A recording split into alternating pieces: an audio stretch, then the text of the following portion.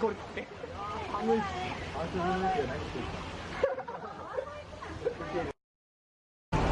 聞いてますね。今ね、ですよね。あ、お水ね、お水あだね。そうだね。お水あだね。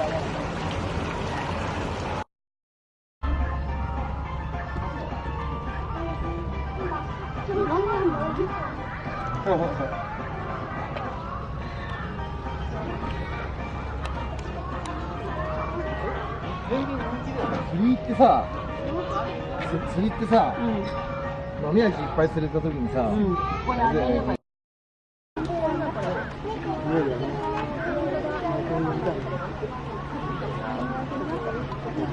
何食べてる？さ、魚食べてるね。すごいね。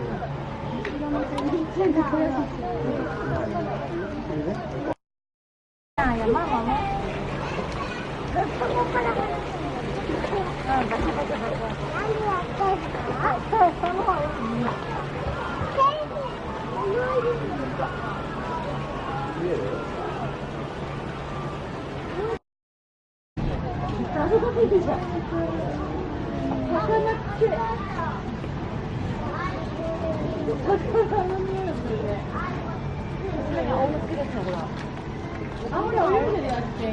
ママピンクのやついる。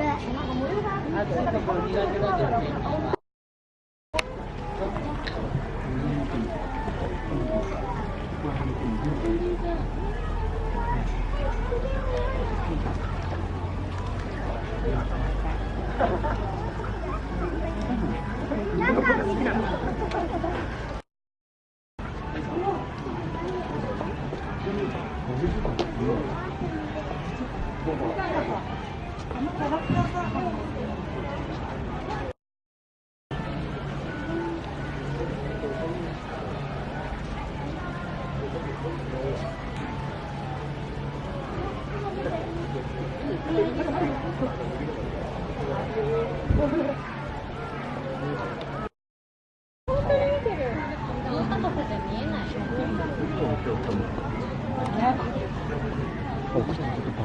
あれでしょうだからブドウってどっかにブドウ色ってだからブドウ色のやつを食べてる。